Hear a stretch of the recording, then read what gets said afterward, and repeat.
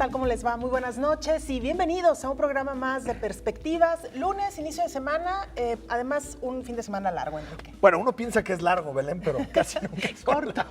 Es muy corto. Los fines de semana, cuando llega el viernes, dices, bueno, tengo algunos días, pero se va muy rápido. Una semana intensa, Belén. Sí. En primer lugar, ya se entregó el informe de gobierno, se entregó en el Congreso del Estado, lo hizo el secretario general de Gobierno, Roberto López Lara, y bueno, pues seguramente ahorita los diputados lo están revisando punto por punto, ¿no? Para preparar la glosa con los secretarios, que será a finales de esta semana.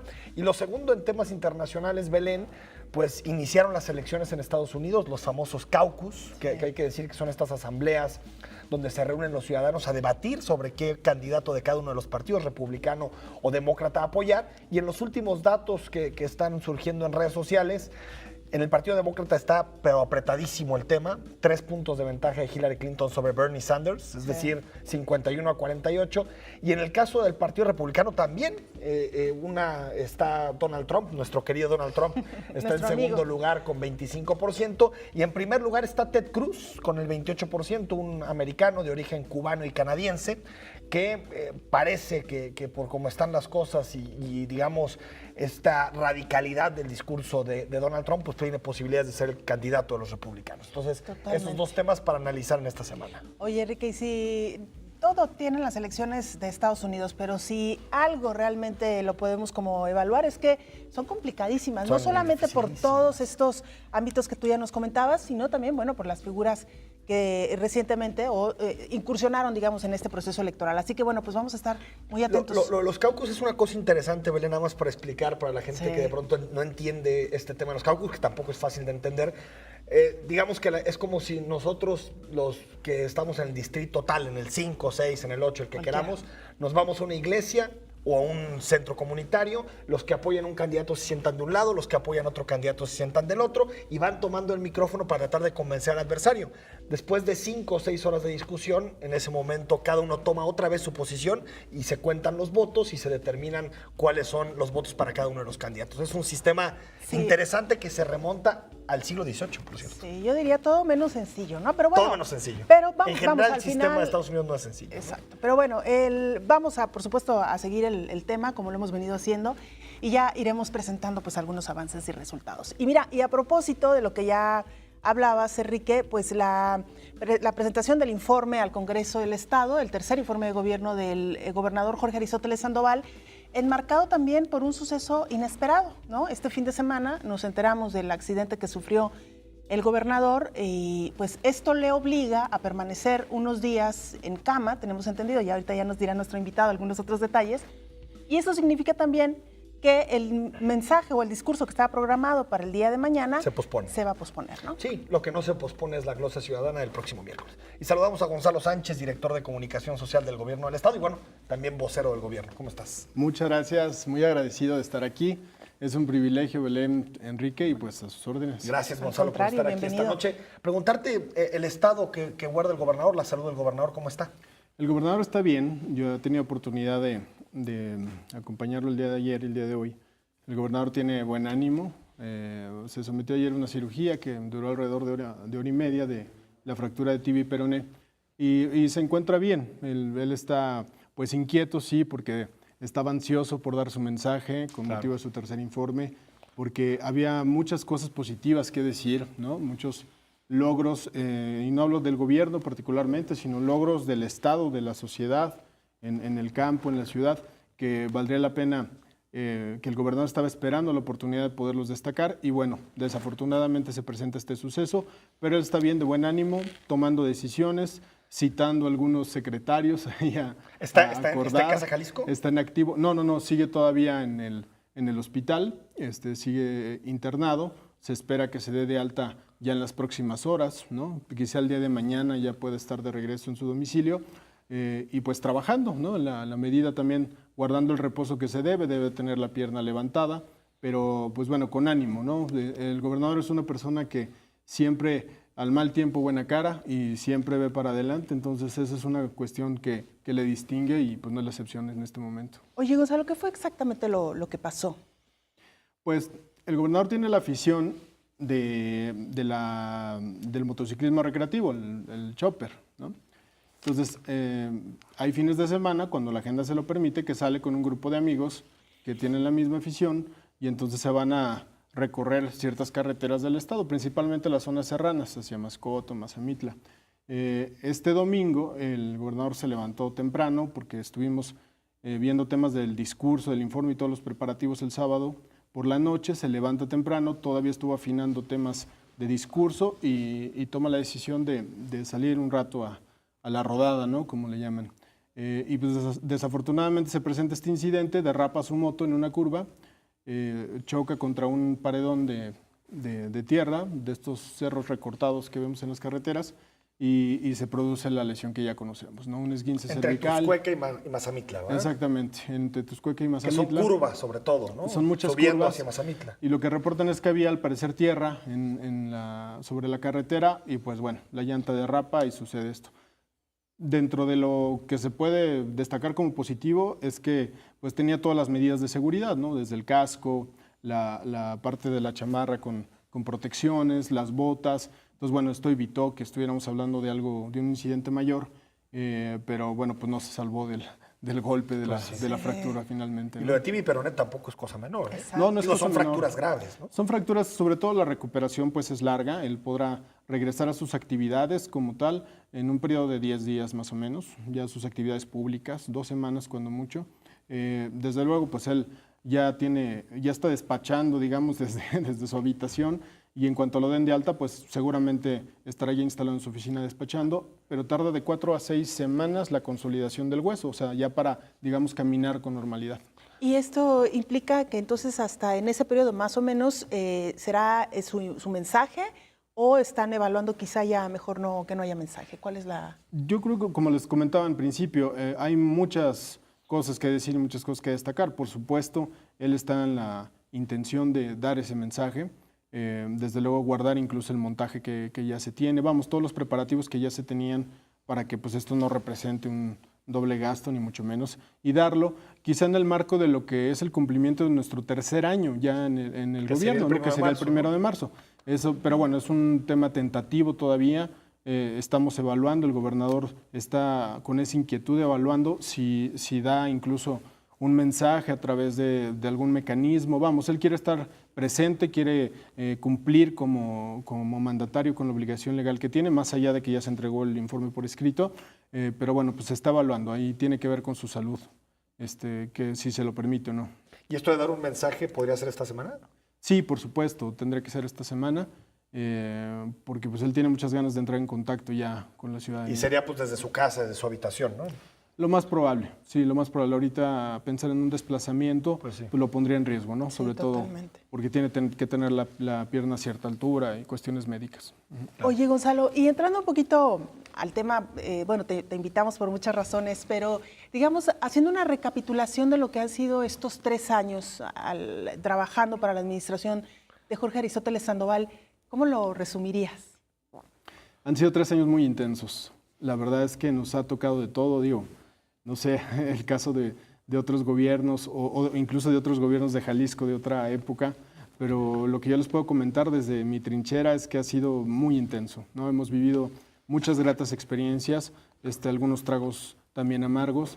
Creo que hemos sabido salir adelante, ¿no? Y creo que los números lo dicen que a 3 años, pues el gobierno de Aristóteles Sandoval es un gobierno bien evaluado, el gobernador es un personaje reconocido, es un personaje respetado, más allá de que haya gente, por supuesto, que no esté de acuerdo en los planteamientos que hacen, también hay mucha gente que le apoya. Entonces, esa parte nos dice que las cosas se han conducido bien. Creo que tenemos un buen liderazgo, el gobernador es un hombre muy echado para adelante, con una visión amplia de lo que quiere para el Estado, y bueno, ese ímpetu es el que nos va llevando a todos. Entonces, en ocasiones las jornadas de trabajo con él son intensas, incluso cuando está como ahorita, ¿no? Con cuestiones de que tiene que estar en reposo, pues no es reposo en realidad, está trabajando con intensidad. Entonces, han sido 3 años, la verdad que pues, la oportunidad de servir a los jaliscienses, y lo digo de todo corazón, yo no soy de este estado de nacimiento, pero la oportunidad de ser servidor público me parece que se puede aprovechar y hemos tratado de hacerlo de la mejor forma. ¿Qué relación existe actualmente, Gonzalo Sánchez, con los medios de comunicación? Te lo pregunto porque durante mucho tiempo particularmente en los primeros 2 años de la administración de Aristóteles Sandoval, se especuló mucho sobre la cantidad de dinero que se gastaba en medios de comunicación y si esa era la forma, digamos, del gobierno del Estado para colocar su mensaje en los medios de comunicación. ¿Cómo está la relación y si ha habido, por ejemplo, cambios en la forma en que se ejecutan este tipo de recursos en materia de comunicación? La relación es muy buena desde el principio.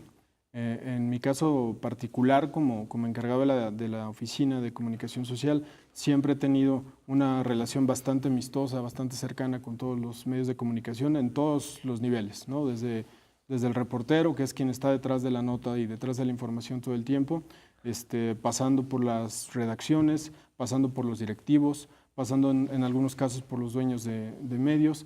Hemos tratado de tener esa relación cercana, el gobernador ha instruido eso. Y podría decirle sin temor a equivocarme que en este momento tenemos interlocución con todos los medios de comunicación de Jalisco. El tema de las inversiones en materia publicitaria me parece que es un tema legítimo, pero que se tiene que hacer eficientemente. Que ahorita tenemos ya una ley de austeridad, ¿no? Que ya marca un tope. Que limita, digamos, ¿no? Que ya con mucha claridad establece hasta dónde. Y el reto es hacer que esos recursos sean realmente para lo que deben de ser, que es decirle a los jaliscienses lo que hace su gobierno, para qué sirve su gobierno y cómo les beneficia lo que su gobierno hace. Claro. Vamos a un corte, Belén. Seguimos platicando con Gonzalo Sánchez.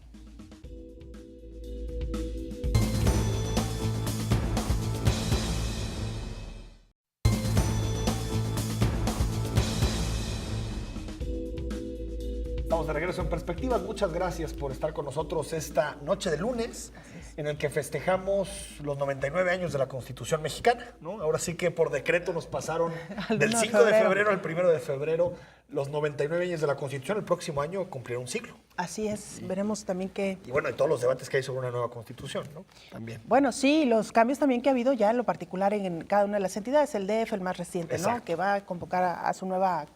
Pues a su nueva reglamentación política, digámoslo, ¿no? De alguna manera. En 99 años la Constitución ha sufrido 600 enmiendas.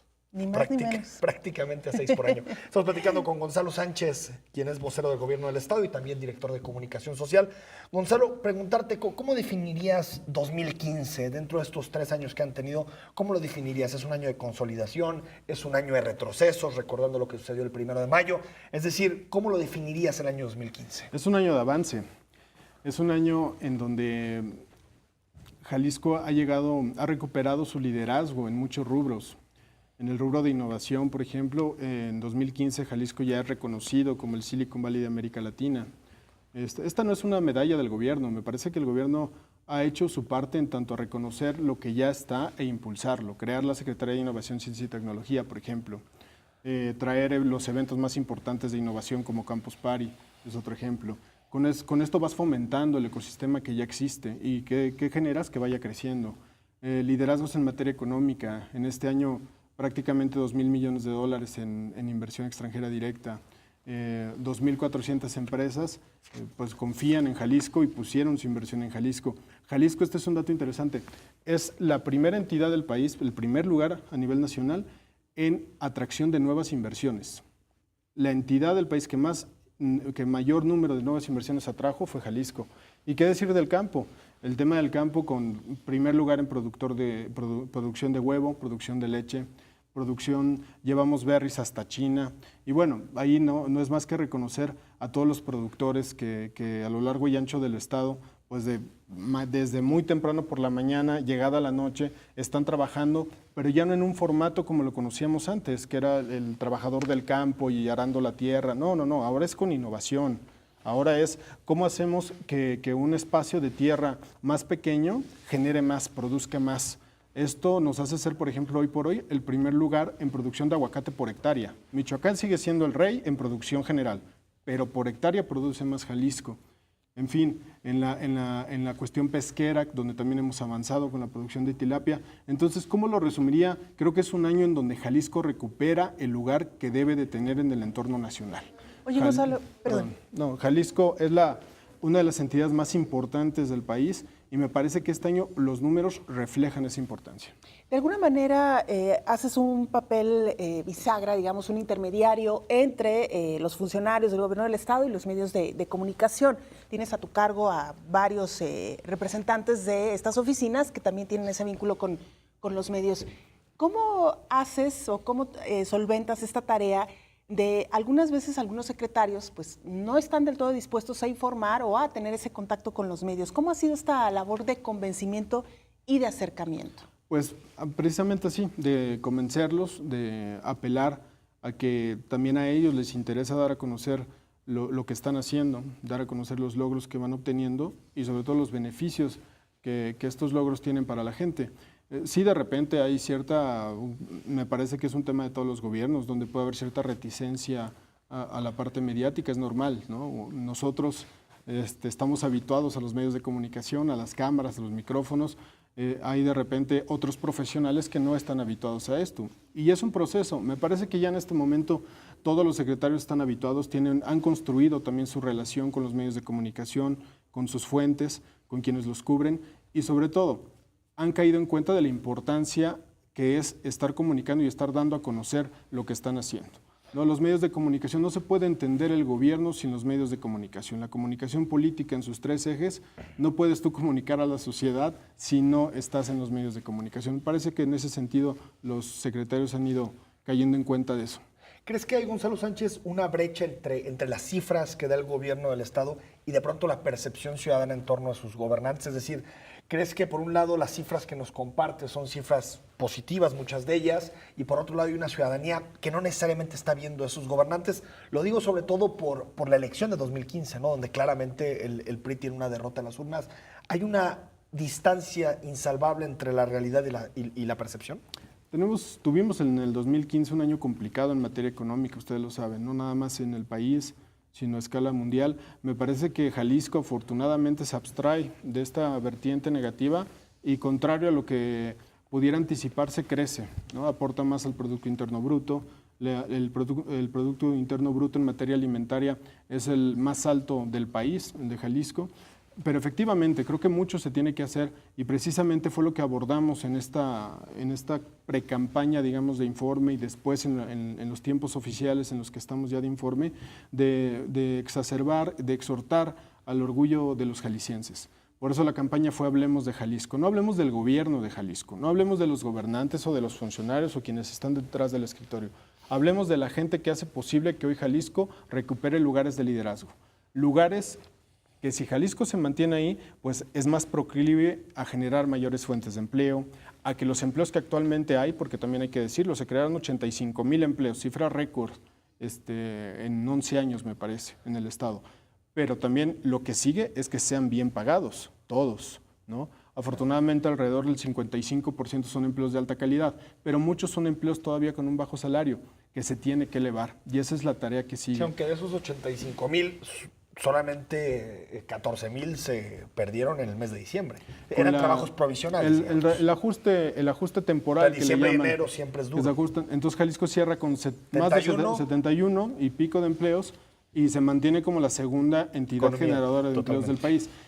Efectivamente, hay que conectar más esto con la ciudadanía. La ciudadanía se tiene que sentir orgullosa del estado en el que vive, porque hay motivos para que se sienta orgullosa del estado en el que vive. Jalisco, hoy por hoy, es un motor de la economía del país. No se puede entender a Jalisco de otra manera. No solamente en la parte agroalimentaria, como ya les decía, el tema de la innovación, Jalisco es punta de lanza. Ningún otro estado del país tiene el ecosistema tecnológico que tiene Jalisco.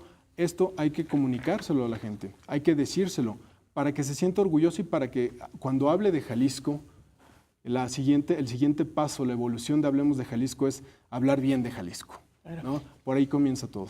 Y a propósito de esta respuesta que ya nos dabas, Gaby Miranda nos dice precisamente, informan a su voluntad, solo lo que les conviene y según les convenga, ¿no? Me parece que es un poco esto, la percepción que algunos ciudadanos pueden tener de que no todo lo que se informa es lo que realmente hay. Es decir, se podrían estar ocultando cosas que no van del todo bien. Y tenemos otro comentario también de Rogelio Navarro, quien dice, opino que deberían soltar C7, que es una extensión de la Oficina de Comunicación Social del gobernador. ¿Quisieras hacer alguna...? Bueno, de lo primero, me parece que habría que separarlo, ¿no? el asunto de informar implica lo que está bien y lo que no está bien, incluso reconocer en donde ha habido algún retroceso, ¿no? El gobernador ha mencionado en distintas entrevistas que efectivamente, por ejemplo, la cifra de homicidios dolosos se elevó, también ha mencionado las que bajó.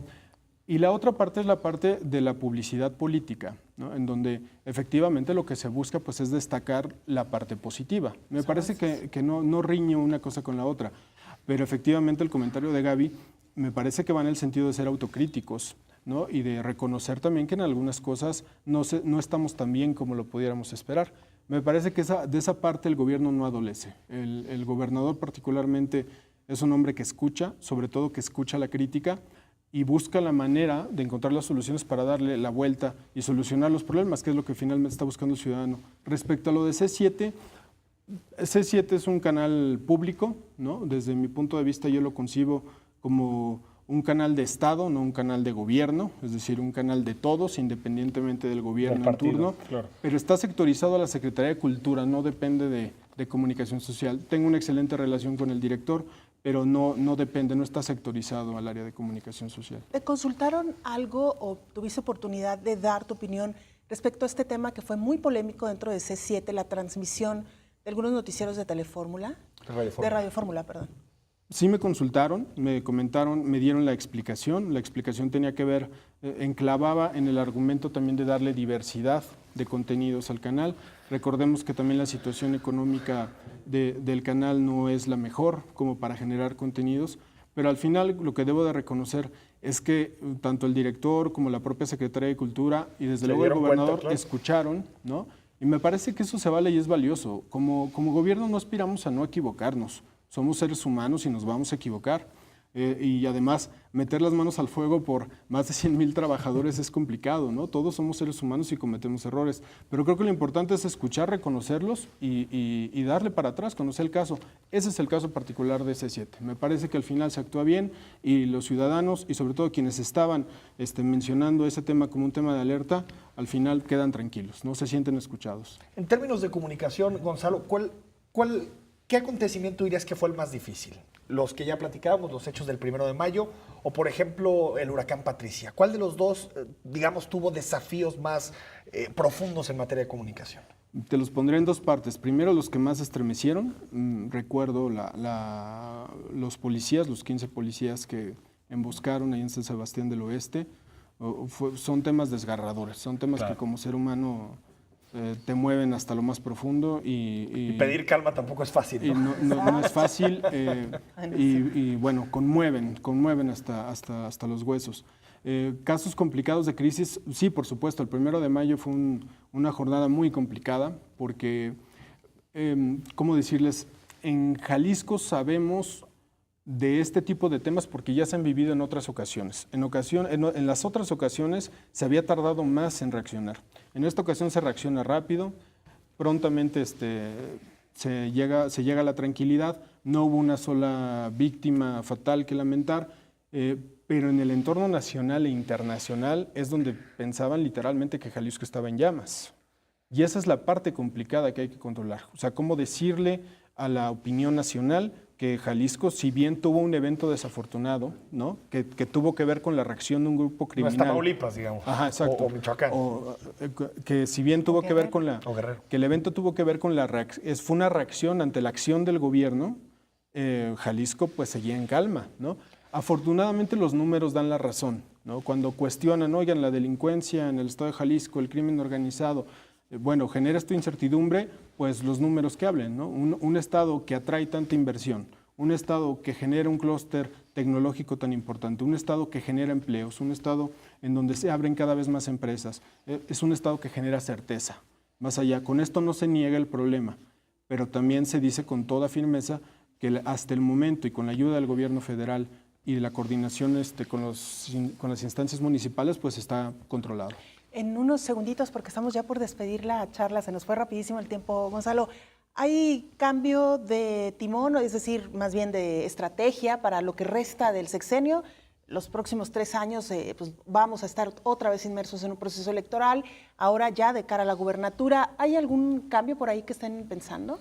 Hay una evolución, diría yo, más que cambio. Sí hay una evolución a pensar en esto, en hablar menos del gobierno, hablar más de lo que es Jalisco, hablar más de lo que es la gente, mostrar un gobierno abierto, un gobierno que dialoga, un gobierno que sabe escuchar y un gobierno sobre todo que está dispuesto a retractarse cuando sea necesario y un gobierno que ve hacia adelante y que se entiende, esto me parece muy importante, que se entiende como un facilitador, como un ente que acompaña al talento, que acompaña a las personas que quieren emprender, no como el gobierno hacedor. Me parece que esa idea quedó en el pasado. Bueno, y nada más para no dejarlo pasar, Ciudad Tapatía le mando un mensaje al gobernador, esperamos su pronta recuperación.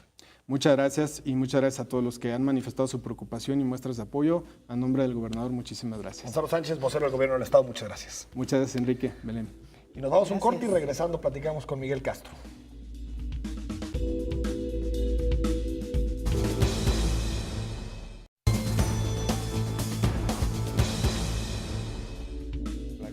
Estamos de regreso en Perspectivas, platicando esta noche de lunes. Ya platicamos con Gonzalo Sánchez sobre el estado del gobernador, ¿no? Después del accidente del domingo pasado, perdón.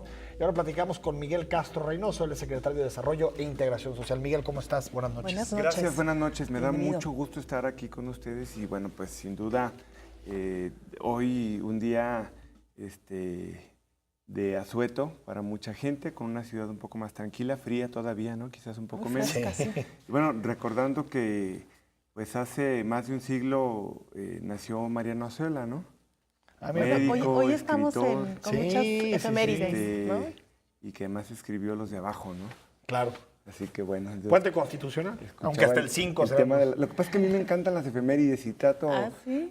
Yo soy muy malo para el tema del manejo de redes en cuanto a estrategia, pero sí trato en lo personal de yo utilizarlas, ¿no? Y el tema de las efemérides siempre me llama la atención. Y cuando hay un tema que me llama, sí la doy para arriba. Ah, no, muy bien. Vamos a escuchar algo de la trayectoria de Miguel Castro. Miguel Castro Reynoso es licenciado en Contaduría Pública por la Universidad Panamericana. Actualmente es el secretario de Desarrollo e Integración Social en el gabinete del gobernador de Jalisco, Aristóteles Sandoval, desde el 27 de julio de 2015. En el periodo del 2004 al 2006, se desempeñó como presidente municipal de San Pedro Tlaquepaque y volvió a la administración de tal municipio de 2010 a 2012. Durante el proceso electoral de 2012, y siendo dirigente del PRI, recibió la encomienda de coordinar la campaña del candidato a la alcaldía Tapatía de Ricardo Villanueva. Antes de ser titular de la CEDIS, fungió como diputado de la bancada del Tricolor por el Distrito 14 en el Congreso del Estado, donde tuvo que pedir licencia antes de asumir el puesto como secretario. Y mientras era diputado, presentó diferentes iniciativas, como la figura del arresto inconmutable o mejor identificado como el Torito, la aportación a la Cruz Roja de un derecho de 10 pesos por cada operación realizada en materia de vialidad, la aprobación de la inversión para la ampliación de la línea 1 del tren ligero y trato igualitario y no discriminación a personas con discapacidad. Miguel Castro, la pobreza fue una de las dimensiones en que al gobierno del Estado le fue bien durante 2015 por los datos que reveló en su momento el Coneval. Sin embargo, Miguel, sigue habiendo prácticamente 2.700.000 pobres. ¿Qué tan sustentable podemos decir que es este cambio en la tendencia? Ya que durante el periodo de Emilio, pues ahora sí que en Jalisco se quedaron pobres a montones. Yo creo que hay un conjunto de elementos que vale la pena poner sobre la mesa. Me parece que es justo y es oportuno que al llegar a prácticamente la mitad del gobierno actual, el gobierno del maestro Jorge Aristóteles Sandoval, debe sin duda alguna haber un reconocimiento importante a una política pública, a una estrategia también, la política del bienestar, que fue no solamente un decreto publicado en el 2013, sino también en cuanto a una estrategia de gobierno en donde se fomentó mucho el trabajo en la lógica de la participación social, de generar mejores condiciones para el desarrollo de una política social en donde, si nosotros revisamos simplemente el tema presupuestal, muchos de los programas que en este gobierno se tienen no existían prácticamente. Sí. La secretaría que está a mi cargo en este momento es una secretaría que desde la etapa en donde Salvador Rizo estaba al inicio del gobierno actual, fomentó una gran cantidad de políticas en materia de desarrollo social. Me parece que muchos de los resultados se deben a un conjunto de situaciones y podemos citar desde las remesas que vienen del extranjero y que este año anduvieron por el orden de los 1.700 millones de dólares. Más la depreciación del peso que permite, ¿no? Un dato importante. Seguramente, por otro lado, los datos que hace unos momentos Gonzalo Sánchez nos compartía sobre el liderazgo que Jalisco tiene en algunos segmentos importantes de las cuestiones agrícolas, ganaderas, por supuesto el impulso que tiene Jalisco en algunos temas, han contribuido también de manera fundamental y bueno, me parece que el contexto finalmente nos da la posibilidad de que hoy Jalisco sea reconocido a nivel nacional como un estado que combatió el tema de la pobreza y en donde una cantidad importante de personas en pobreza moderada y pobreza extrema pudieron mutar hacia una mejor condición de vida. Claro, es difícil hablar de campanas al vuelo y de logros cuando por otro lado estás viendo que hay una cantidad muy importante todavía de jaliscienses que se encuentran en esta condición de pobreza extrema y por supuesto también la de pobreza moderada, que en conjunto nos dan pues, prácticamente más de 2.750.000 personas creo que hay una condición interesante y hay sin duda todo un esfuerzo importante en el que se seguirá trabajando para este tema. Aquí lo interesante es que se revirtió la pobreza, ¿no? O sea, la tendencia que al final, durante los 4 años de Emilio González, que se midió la pobreza, los niveles fueron tremendos. Preguntarte, hay un indicador en el que a Jalisco no le va bien de todos estos que tiene el Coneval, y tiene que ver con la vulnerabilidad de ingresos. Es decir, el tema del salario sigue pesando mucho en la cantidad de pobres que hay en Jalisco. ¿Qué se puede hacer en materia salarial, sobre todo pensando en abatir estos rezagos? Digo, sin duda es un reto importante y me parece que son datos que vale la pena ir desmenuzando. De hecho, lo leía yo en la columna del día de ayer en el Informador, en donde con toda claridad señalas cómo hay una tendencia que finalmente ha mutado del sexenio anterior a este y que hablamos que sin duda alguna creo que el gobierno tiene una parte importante de ese buen resultado, pero me parece que sí es fundamental lo que tú señalas y que nosotros debemos de tener claro que para este año 2016 el tema del salario mínimo sí debe ser un tema que debe estar en el centro del debate del Estado en su conjunto, es decir, que no sea solamente un tema del gobierno como tal, sino también de lo que se denomina por parte de la clase empresarial de las 4 hélices, que nos parece es vital que podamos entender que de poco serviría que solamente sea un tema de programas sociales, de recursos económicos, si no se entiende que el combate a la pobreza y la desigualdad parte por una premisa en donde todos somos el Estado y el Estado es responsable de construir mejores condiciones de vida para la población. Hay un libro que a mí me gusta y que me parece muy interesante, ilustrativo con respecto al de Piketty, porque el libro de Piketty es un libro muy complejo de entender para muchos, sobre todo quienes no somos economistas, aunque entendemos un poquito de números, y es este libro de Angus Deaton que habla sobre el gran escape, ¿no?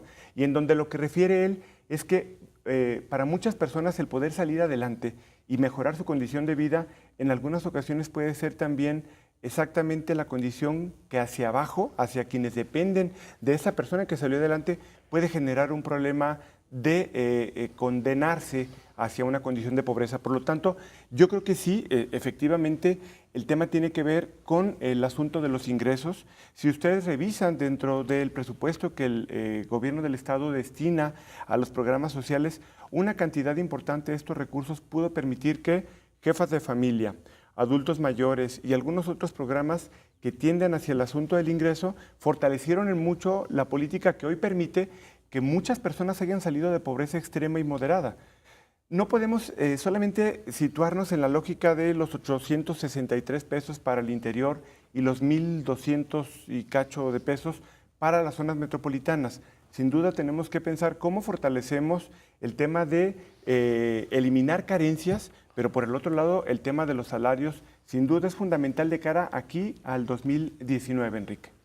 Estamos recibiendo ya participación de parte de nuestra audiencia. Por cierto, queremos invitarle, si usted nos está viendo en este momento y quiere hacer alguna pregunta al secretario de Desarrollo e Integración Social, lo puede hacer a través de nuestras cuentas institucionales, que por cierto están apareciendo justo aquí en pantalla, @canal44tv. Y sobre el tema que estabas mencionando, Miguel, Darío Patria, a través de Twitter, nos dice: invitamos a que Miguel Castro vaya a colonias como Lomas de Tabachines, donde no hay agua potable. Pero llegan recibos de 40,000 pesos. ¿Cómo reducir la pobreza? alimentaria de servicios básicos. Es lo que nos dice Darío Patria. Tenemos que trabajar y la verdad es que lo que Darío apunta es una verdad. El tema de la pobreza no solamente es un asunto de recursos económicos, no es solamente que alguien tenga resuelto el tema de la canasta básica alimentaria. Es un asunto que tiene que ver con otros elementos importantes y que evidentemente tienen que ver con el rezago educativo, con temas que tienen que ver con la salud, con la seguridad social, con la calidad de los espacios dentro de la propia vivienda y por supuesto también con el acceso a los servicios básicos que en las viviendas se tienen.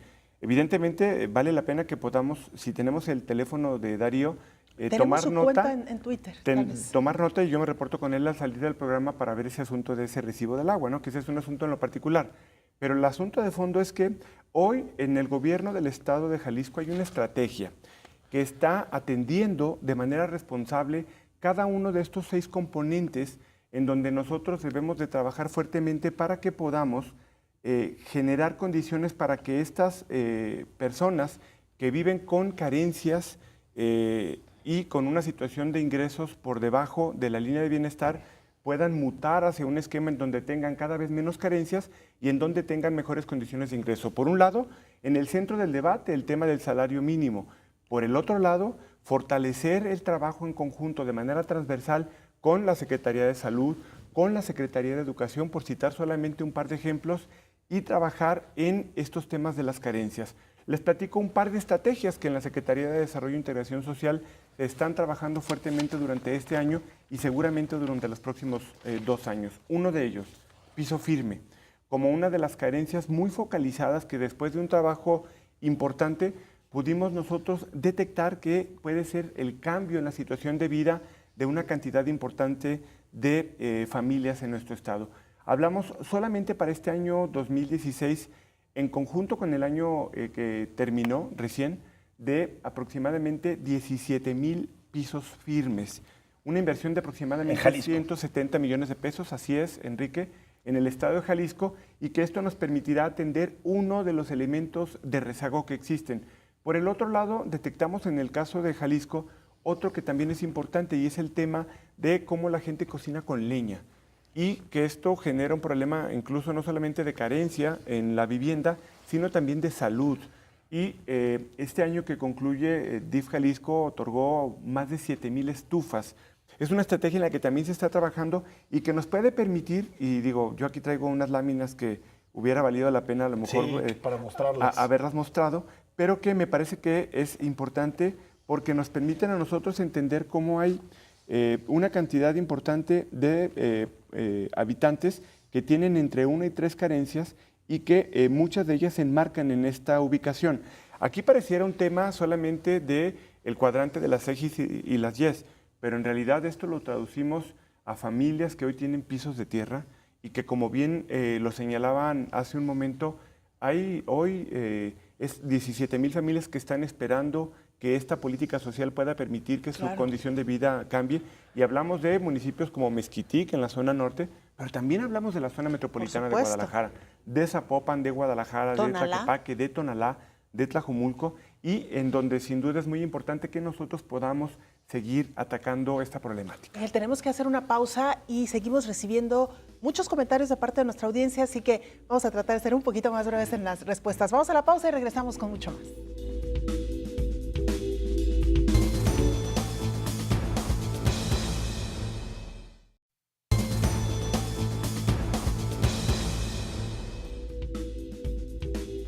Estamos de vuelta en Perspectivas, platicando con el secretario de Desarrollo e Integración Social, Miguel Castro. Y bueno, por cierto, ahorita platicamos hace unos minutos con Gonzalo Sánchez y nos fue adelantando que había la posibilidad de que se diera un mensaje con motivo del tercer informe de gobierno de Aristóteles Sandoval, y mañana el propio gobernador dará, seguramente desde su habitación, dará un pequeño mensaje a las familias de Jalisco, ¿no? Él nos decía que podían dar ahí por la media hora, ¿no? Entonces, sí.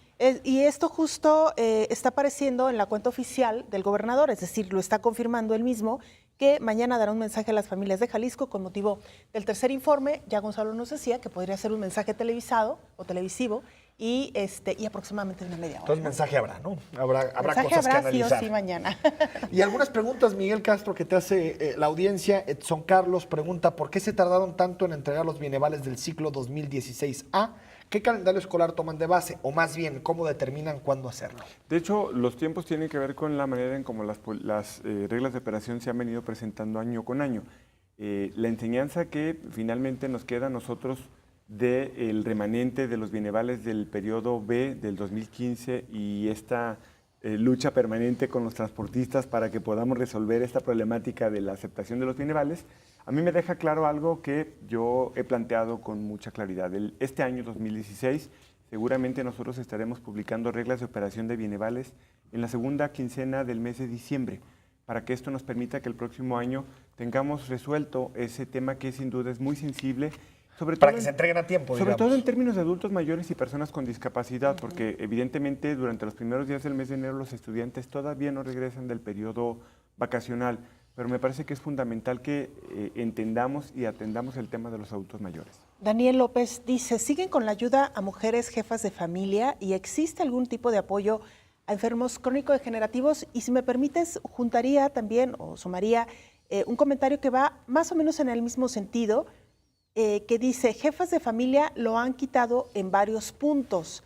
Adultos mayores debería ser como en el Distrito Federal, bueno, que ahora ya es Ciudad de México, universal, de 1,070 pesos mensuales. De manera muy concreta y rápidamente, Mujeres Jefas de Familia se mantiene, no se ha quitado absolutamente el programa, por el contrario, este año seguramente tendremos 800 espacios más para Mujeres Jefas de Familia. Estamos hablando en este momento de 13,042 mujeres beneficiarias. Estamos mutando hacia un modelo de opciones productivas en donde lo que lanzamos es un reto productivo a mujeres que se agrupen en 5.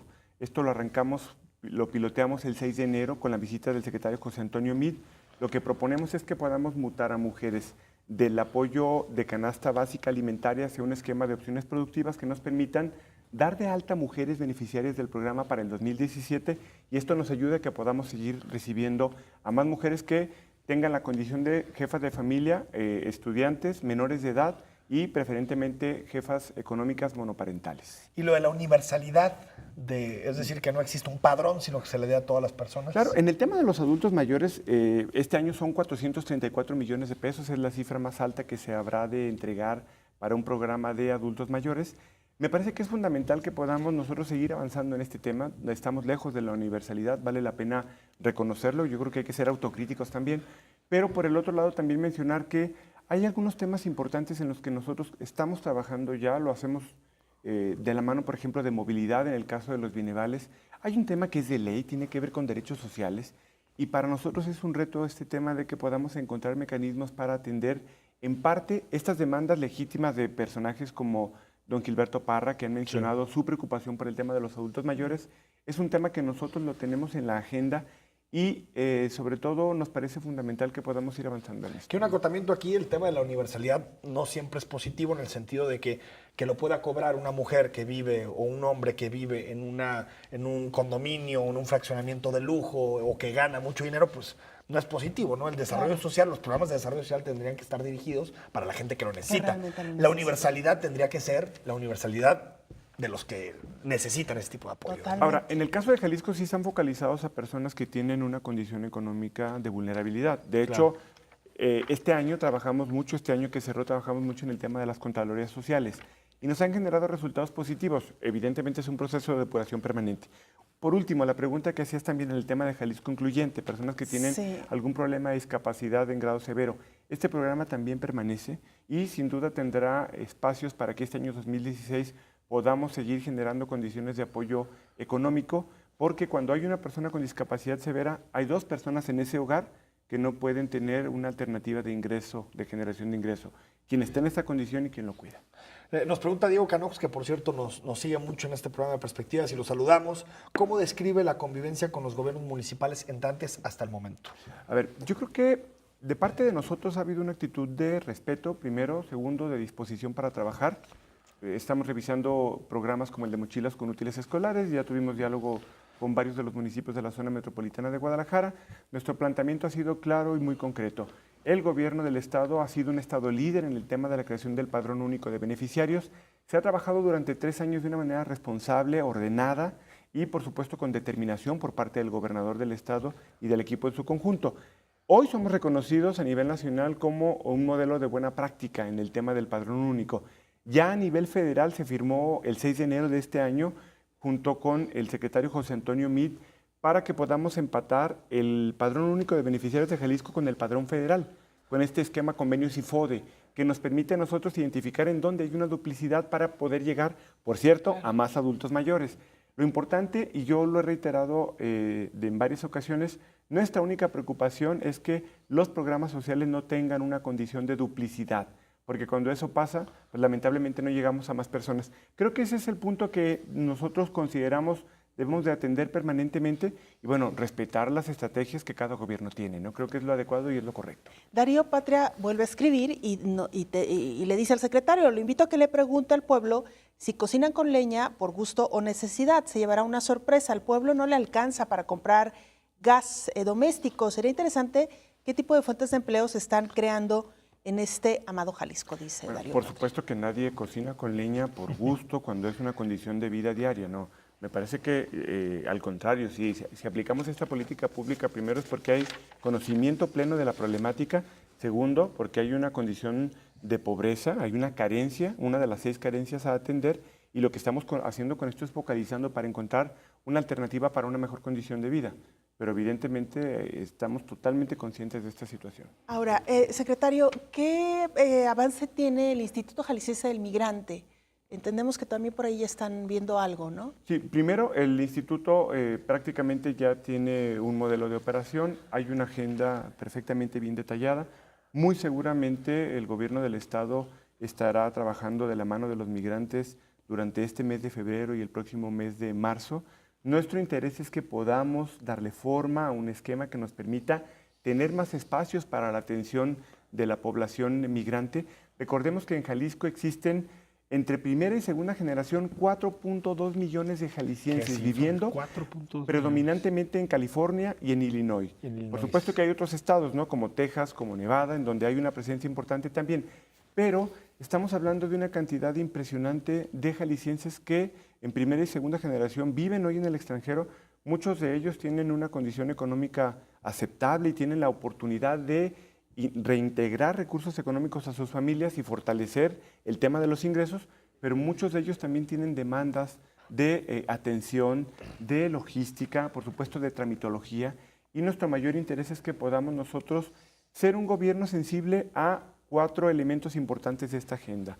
Los migrantes en retorno, los migrantes que están en el extranjero, los migrantes en tránsito y, por supuesto, los migrantes que están en una condición de necesidad de atención a sus familiares que viven aquí mismo. Yo comentaba cuando se armó un pequeño debate sobre el tema de Casa Jalisco. El tema del instituto es un tema que está muy por encima de la circunstancia o de la coyuntura de Casa Jalisco. Hoy más que nunca debemos de entender que el problema de migración es un problema que no solamente nos atañe cuando nos damos cuenta que hay alguien que viene de un país de Centroamérica y que va recorriendo nuestro estado por el ferrocarril o en alguna otra circunstancia, sino que también hay muchas personas que hoy están lejos de sus seres queridos porque hace 20 o 30 años se fueron a vivir allá y debemos de atenderlos. Nos quedan 3 minutos, Miguel Castro, preguntarte por los Colomos, por todo este proceso de recolección de firmas. ¿Qué les dejó y qué puede hacer la Secretaría de Desarrollo Social en este tema en particular? Yo creo que de entrada nos deja una experiencia importante que nosotros debemos de valorar. La sociedad hoy cada vez está más organizada y está dispuesta a atender temas cuando siente que el gobierno está de su lado, cuando siente que el gobierno escucha sus demandas y que entiende qué es lo que vive y convive con ellos. Creo que esta es una de las experiencias más importantes que nosotros podemos entender y es que la sociedad no está en contra del gobierno. O sea, cuando hay temas de causa que la sociedad siente, la sociedad voltea a ver a su gobierno y lo voltea a ver con gusto, lo voltea a ver con alegría. Por supuesto que ahí hay un elemento de una demanda colectiva, pero de fondo está el planteamiento de un gobierno del Estado que creo que hoy escuchó a los ciudadanos con este tema y que finalmente debemos defender a rajatabla esta situación que priva en Colomos. Pero no solamente es un tema de Colomos, creo que hay muchos temas importantes. Y bueno, yo pongo como un ejemplo un tema que me está tocando a mí también revisar, y es el tema del Cerro de la Reina con el tema del Centro de Innovación Artesanal. Me parece que hoy más que nunca nos debe quedar en claro que la sociedad quiere gobiernos que escuchen a sus gobernados, quiere gobiernos sensibles a lo que el ciudadano quiere de parte de su gobierno y quiere gobiernos que atiendan. Y concluiría yo con un tema importante que tiene que ver con la sensibilidad de este gobierno. El gobernador Aristóteles Sandoval planteó una estrategia denominada Vamos Juntos. Este año esta estrategia arranca en Tonalá. Y este año con esta estrategia vamos a arrancar con el primer modelo de presupuestos participativos del gobierno del Estado. Sin duda un ejercicio inédito que dará mucho de qué hablar y que será muy positivo en esa lógica de un gobierno cercano, que escucha a la gente, que acuerda, sobre todo que le permite tomar decisiones con orden y con un esquema metodológico responsable. Sobre Colomos nos dice Gaby Miranda, que yo creo que es el debate que se ha armado después de la recolección de firmas. Los gobernantes no necesitan firmas, ellos tienen las armas legales suficientes, entonces ¿para qué están? A ver. Y lo platicaba en el caso directo con el gobernador del estado en una entrevista y él me decía, aquí no se queda la estrategia. Sin embargo, parece de pronto demasiada coincidencia que sea en el punto del informe de gobierno, es decir, hay demasiadas coincidencias en el tema, ¿no? Lo que sí es cierto es que hay un problema fuerte en Colomos y que lo que creo que también vale la pena es que la sociedad y el gobierno también tengan la posibilidad de entenderse Claro. y de construir juntos. Y a propósito del Yolcan, en 30 segundos, porque estamos a punto de despedirnos, la estrategia, más bien, ¿hay alguna estrategia para empezar a socializar este tema? Sí, por supuesto. Y para nosotros es importante escuchar a la gente. Básicamente será diálogo. Digo, por supuesto, primero le escucha, pero debe haber todo un procedimiento en donde no debe haber ni un engaño ni una falta de información hacia el ciudadano, a pesar de la posición que cada ciudadano tenga, a favor, en contra, o en algunos casos sucede, pues también hay quien puede decir, denle para un lado o para el otro, ¿no? Una carrita difícil porque evidentemente no es lo mismo Yolcan que Colomos, Claro ¿no? La que gente va y firma, por supuesto que quieren defender el bosque, y en Yolcan, pues la percepción es otra. Es que es la participación ciudadana con los dos modelos, ¿no? A favor Y en o contra. en contra. Claro. Y hay que atender los dos. Miguel, muchísimas gracias, Gracias, por Miguel. habernos No, al acompañado. contrario, gracias.